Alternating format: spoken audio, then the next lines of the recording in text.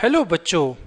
आज इस लेसन में हम जानेंगे कि फ्रैक्शन की तुलना किस प्रकार की जाती है, यानी कंपैरिजन ऑफ फ्रैक्शन।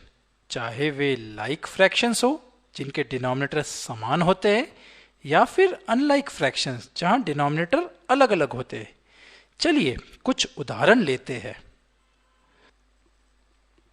5/6, 5/8, 7/12 और 17/24 को कंपेयर करते हैं और कौन बड़ा है कौन छोटा है सबसे बड़े से छोटे लिखने की कोशिश करते हैं। तो पहले तो देखते हैं कि इनके नीचे डिनोमिनेटर क्या है। सब अलग अलग है, तो इनको सबसे पहले हमें अनलाइक फ्रैक्शन से लाइक फ्रैक्शन बनाना होगा, यानी उनका डिनोमिनेटर सेम करना होगा। और वह कैसे करेंगे? सारे डिनोमिनेटर लेंगे और उनका एलसीएम निकालेंगे। अब थोड़ा जल्दी जल्दी करेंगे। 6, 8, 12 और 24 का हमने मल्टीपल्स निकाले। 6 के हो गए 6, 12, 18, 24, 30। 8 के ऐसे हुए, 12 के ऐसे लिखे, 24 के। और सबसे कम वाला मल्टीपल जो कॉमन है वह था 24, यानी इन सब का एलसीएम हो गया 24। ठीक है ना? तो अब हम सबके डिनोमिनेटर को 24 बनाने की कोशिश करेंगे। 6 को 24 कैसे बनाया जा सकता है? 4 से मल्टीप्लाई करके। तो इस फ्रैक्शन को ऊपर और नीचे न्यूमरेटर और डिनोमिनेटर दोनों को 4 से मल्टीप्लाई करेंगे। तो ये हो गया 5 4 20, 6 4 24। 5/8 को 24 कैसे बनाएंगे? 3 से मल्टीप्लाई करेंगे। तो मतलब न्यूमरेटर और डिनोमिनेटर दोनों को 3 से मल्टीप्लाई करेंगे। किसी भी चीज़ को ऊपर और नीचे सेम से मल्टीप्लाई करो मतलब वो सेम रहता है, राइट? इसको काट सकते हैं आप। तो 5/8 बन गया 15/24। 5/6 बन गया 20/24। दोनों को देखिए डिनोमिनेटर सेम हो गए। 7/12, 12 को 24 कैसे बनाएंगे? 12 मल्टीप्लाई बाय 2, तो मतलब 2 से मल्टीप्लाई ऊपर भी करेंगे और नीचे भी करेंगे। तो 7/12 बन गया 14/24। और 20/24 में तो नीचे ऑलरेडी 24 था, है ना? तो अब सब हो गए लाइक फ्रैक्शंस। ठीक है ना? सबके डिनोमिनेटर बराबर हो गए। ठीक है?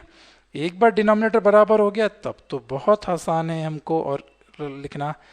सबसे छोटा न्यूमरेटर किसका है? वो सबसे छोटा होगा। तो 14/24 सबसे छोटा है, फिर 15/24 उससे बड़ा है, फिर 17/24 उससे बड़ा है, फिर 20/24।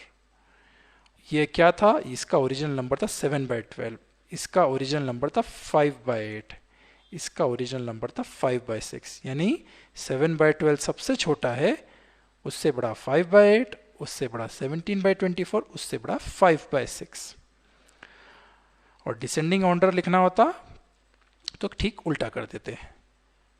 सबसे बड़ा बन जाता यहाँ पे आ जाता, फिर नेक्स्ट नंबर का, फिर नेक्स्ट नंबर का, फिर नेक्स्ट नंबर। डिसेंडिंग ऑर्डर मतलब बड़े से छोटा, असेंडिंग ऑर्डर मतलब छोटे से बड़ा। ठीक है ना?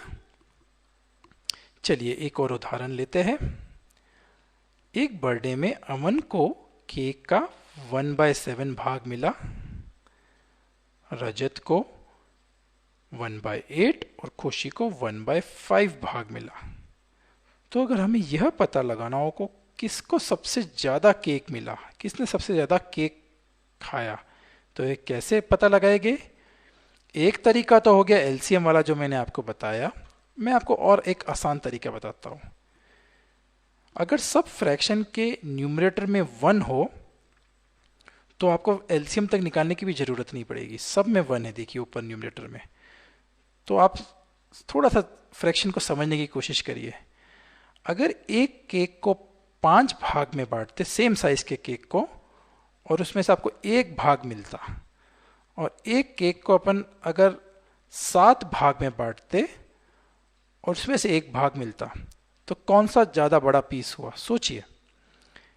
5 भाग में बांटा और एक पीस मिला, और 7 भाग में बांटा और एक पीस मिला।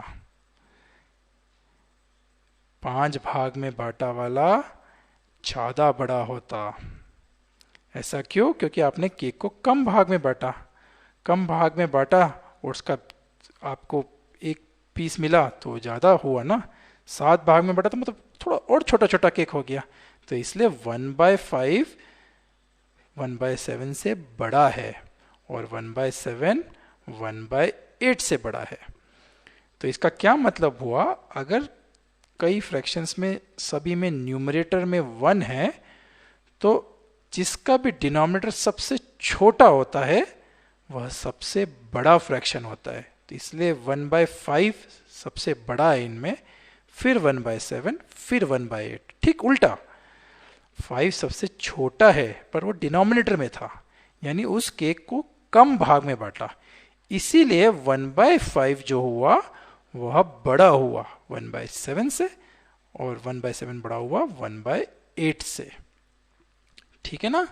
तो यूनिट फ्रैक्शन को जब भी कंपेयर करना हो तो जिसका भी डिनोमिनेटर छोटा हुआ वह बड़ा होगा। तो इस वाले में 1/5 1/7 से बड़ा हुआ, 1/11 1/15 से बड़ा हुआ।